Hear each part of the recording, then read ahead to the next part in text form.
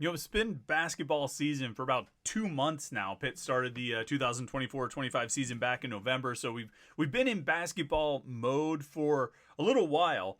And but I gotta say, tonight, it's kind of the first time I'm really feeling like, oh yeah, it's hoop season. Hoop season is here because there's nothing like a big time conference game like the one that Pitt has tonight when the Panthers go to Durham to take on Duke at Cameron Indoor tonight is a huge game.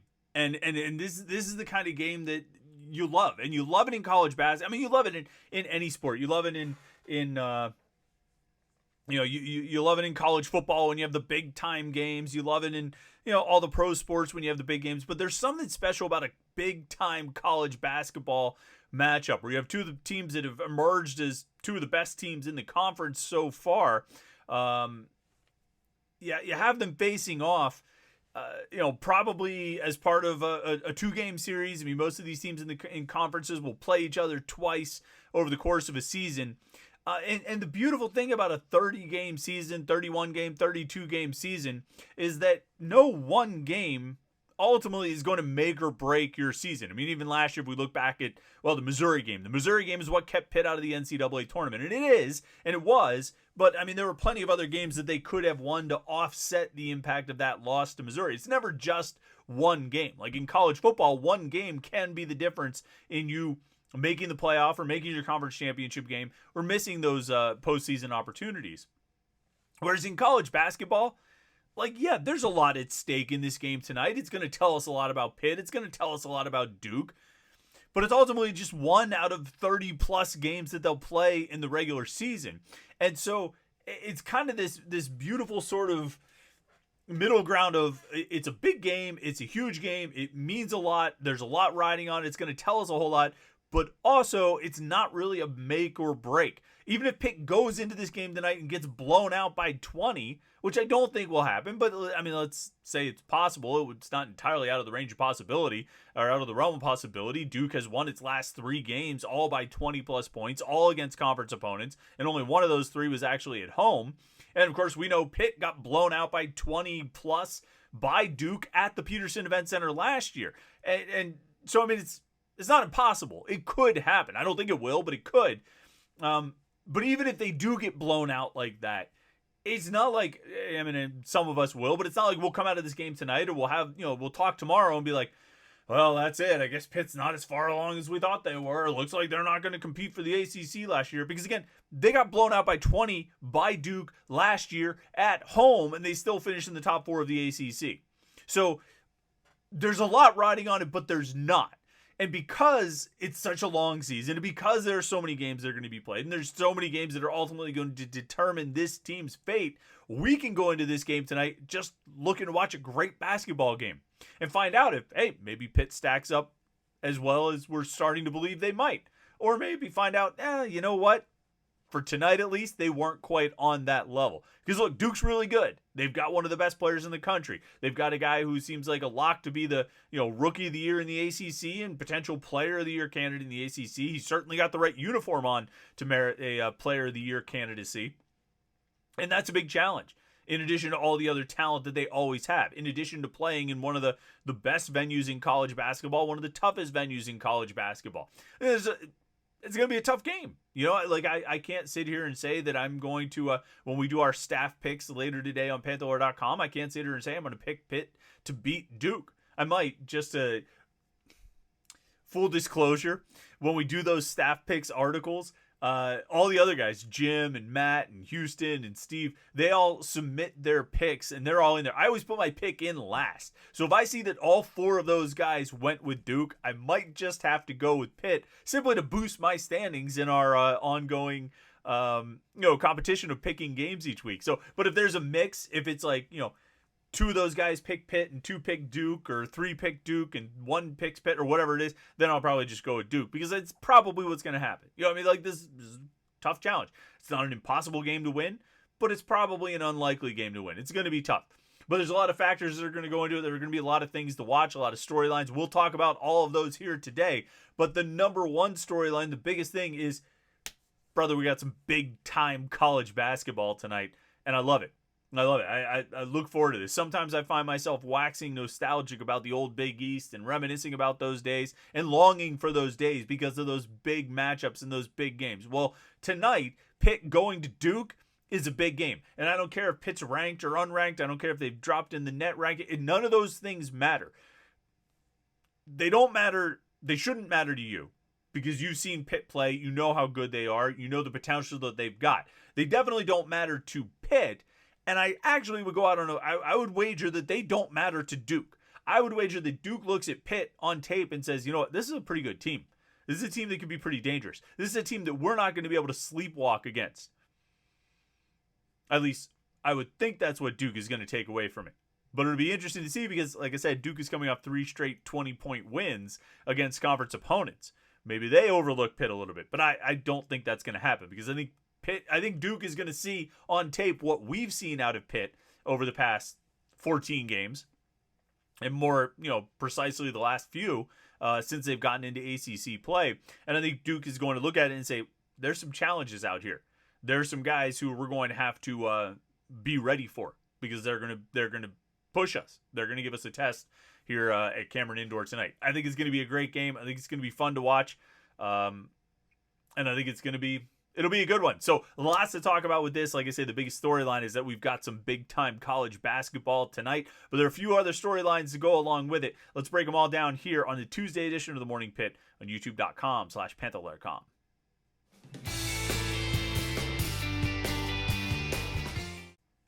Yeah, it's an interesting night in the ACC tonight. Pitt and Duke, of course, facing off in Durham, as we said, and then tonight at 7, and then at the same time, also at 7 o'clock tonight, Clemson hosting Louisville. So you really have either the top 4 teams in the ACC or 4 of the top 5 teams in the ACC, depending on how you want to break it down. Wake Forest is 11-4 overall and 3-1 in the ACC. Louisville is 10-5 overall, 3-1 in the ACC. So, you can debate about whether you have Wake Forest or Louisville higher. Louisville is on a 4-game winning streak, which is right up there with Duke and Clemson and Pitt. Duke's won 8 in a row. Pitt has won 5 in a row. Clemson's won 3 in a row. Louisville has won 4 in a row. You can make a case that those are, possibly the top 4 teams in the league right now: Duke, Clemson, Pitt, and Louisville. And they're all facing off tonight. It's a pretty interesting night in the ACC to have those 4 teams playing. It's too bad we can't watch all of those games, but they're scheduled at the same time. So you'll have to pick and choose. Well, no, you won't have to pick and choose because I know what you're going to pick and choose. You're going to pick Pitt-Duke because that's the game that we're all here talking about. That's the biggest game on the schedule tonight. It's a big one. And it is a barometer to a certain extent, but it's also not because it's ultimately 1 out of 31. It's 1 out of 31 games in the regular season, right? It's 1 out of those 31 games that are going to ultimately come together to build your resume. It would be a huge resume win to go on the road and win at Duke. That's a quad 1 win, excuse me. It's a quad 1 win. If you go on the road and win at Duke, it's a huge resume booster. It's going to jump you in the net and all those things. But if you lose on the road at Duke, it's a quad 1 loss. It's not a resume killer. It's not losing to Missouri at home. And I don't think anybody's going to come out of this game thinking, boy, that crushed their resume if they lose to Duke. I think people will be looking at it more as a barometer. Well, what did this tell us about where Pitt is? We've watched them beat Stanford and Cal, having to come back from first half deficits. 16 points against Cal, 9 against Stanford, to come back and win by more than a dozen in both cases. They obviously cannot have that kind of slow start tonight. Tonight, it needs to be, playing at a very high level, pretty much from the first whistle. You need to get out there and go.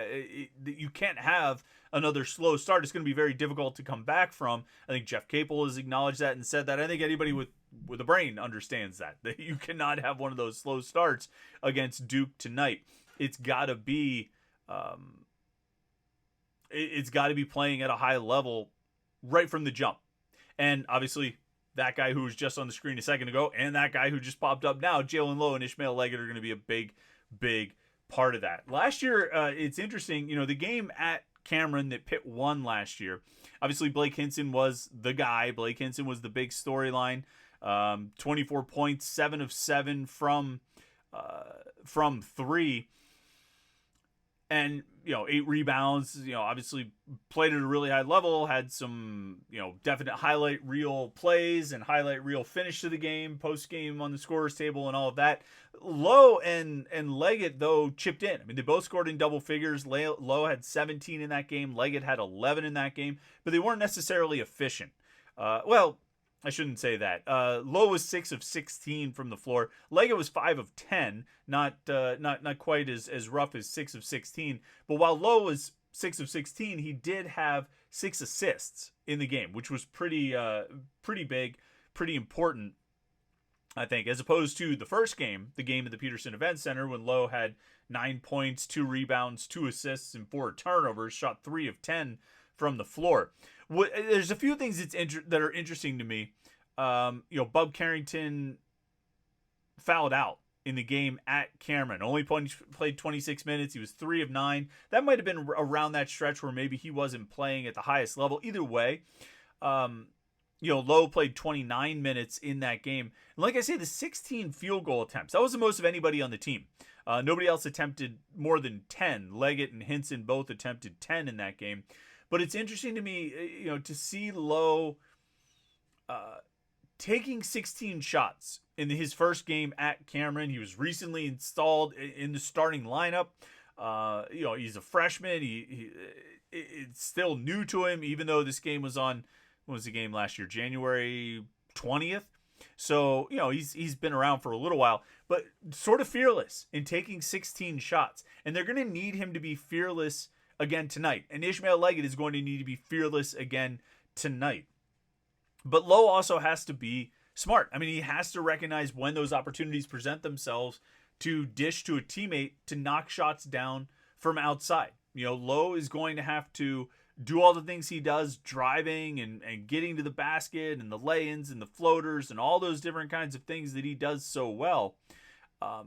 But he's also going to have to understand when he can feed his teammates. This is the kind of game, and it's going to feel like this from the start, which is what's great about it, which is what you love about a game like this, where it's going to feel like every decision is crucial. Every possession is essential. Every single time up the court or down the court, you have to be playing at a really high level and make every play perfectly. Not to the point that you're pressing and kind of forcing it a little bit too much.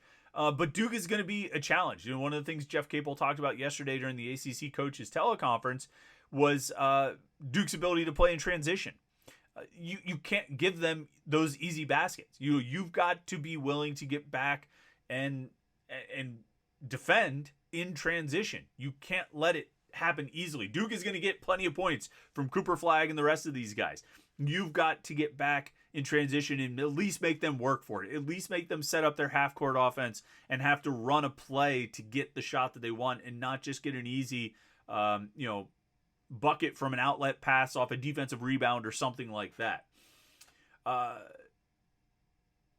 It's going to be interesting to see how Pitt defends Cooper Flagg. I mean, with Maxime Reynaud, the Stanford big man, on Saturday, Pitt eventually started double teaming him and trapping him, and they were able to really take him out of his game. I think he only had about 5 field goal attempts after Pitt started defending him a little bit differently. When we talked to Stanford's coach after that game, he said one of the problems is that if teams are going to double him, Stanford needs to make the defenses pay. They need to be able to pass out of the double team and find open shooters, and they weren't able to do that. They weren't able to knock those shots down. I still remember the Wake Forest game last year, the Wake Forest game at home, where Efton Reed was getting what he wanted. Pitt started doubling him, and he kicked out for wide open threes, and guys were draining the shots. Well, that makes it far less appealing to double a big if he's able to pass out of it and find an open shooter.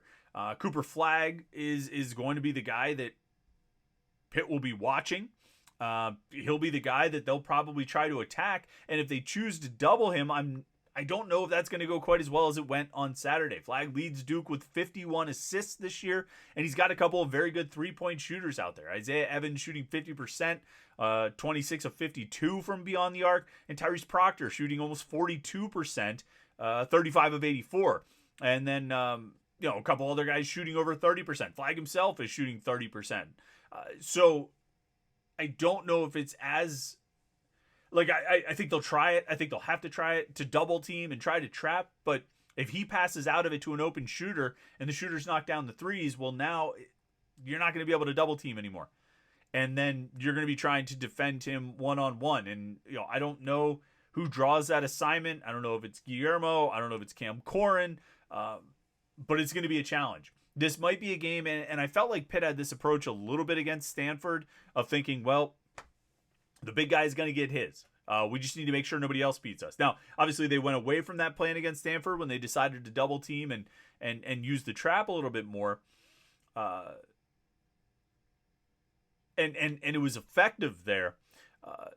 In this game tonight, I'm just not sure how you defend Flagg. I don't really know how you slow him down or attempt to stop him. You're going to have to score with him and try to make sure nobody else on the Duke roster really goes off. You might give up 22 or 23 to Cooper Flagg, but maybe if you can keep everyone else to like 12 or less or single digits even, then maybe you give yourself a chance to win.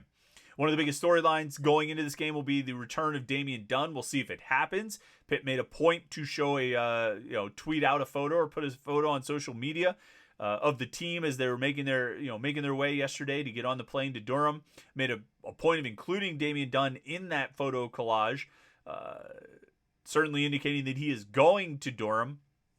Jeff Capel said on Saturday, he said it again yesterday, that they would find out yesterday about Dunn's availability. Obviously, they're not in any kind of rush to announce Dunn's availability, like to keep John Shire and Duke guessing as long as possible. But there's no question it would be a huge return. Granted, he has not played since the late November, which is quite a layoff. But I think the thumb injury, where it might affect him the most would be offensively. I think he can still give you a lot defensively, and probably chip in a decent number of points on top of it. But he can really add to your defense out there, in addition to Ishmael Leggett and what Zach Austin's been doing on that end of the court. Dunn would be a real boost defensively. Cam Corin, gonna need a big game from Cam Corin, and I'm starting to reclaim some of my optimism that I had about Cam Corin. That I had early in the season that maybe waned a little bit. I think it started to come back a little bit in the last few games, seeing how he's played on both ends of the court. Very, much more active, much more effective, attacking more, getting open for the ball and moving with the ball. I think he's done a lot of really good things in the last few games, and this will be a huge test, not just because of who he's playing against, individually, but the team he's playing against and where he's playing. And this is an opportunity to make a statement for Cam Corin, for Zach Austin, for Lowe and Leggett. If Dunn returns, this is a statement opportunity. Every guy on that team knows it, that when you go to Cameron, when you play Duke, you are going to have a chance to make a name for yourself. Blake Hinson did it last year. Levance Fields did it years and years ago. These are the kind of games in the ACC where you can really make a statement. And if you lose, you lose. So what? Not so what, but you lost to Duke on the road. It's not the end of the world. You'll get Louisville on Saturday. Louisville come to the Peterson Event Center on Saturday afternoon. So it's not a no-lose scenario for Pitt. Obviously, they could look really bad, just like they did in the game at the Peterson Event Center last year. But I think they could show up, play well, make the game competitive, and keep Duke within single digits. If you end up losing this game by single digits on the road at Duke, I think you feel pretty good about that, depending on how depending on how things shake out. It's going to be a real challenge, though. There's no question about it. Duke's talented as always. That's a tough place to play. This Pitt team has been showing a lot of grit, a lot of resilience. They got their brains beat in at Mississippi State, but other than that, they've been pretty competitive. And I think they'll be competitive tonight. I don't know if they'll win, but I think they'll be competitive. And I think Jalen Lowe, Ishmael Leggett, those guys stay on the court. They can do some damage and make Duke work for it a little bit. So we'll see what happens. I'm excited for it, though. I think this is going to be a lot of fun. I think you're probably excited for it, too. Make sure you stay tuned at Panther-Lair.com for all the coverage. Jim is in Durham. Went down there yesterday. Hopefully he avoided all the snowstorms and everything. But he's in Durham. He'll be giving us coverage from Cameron.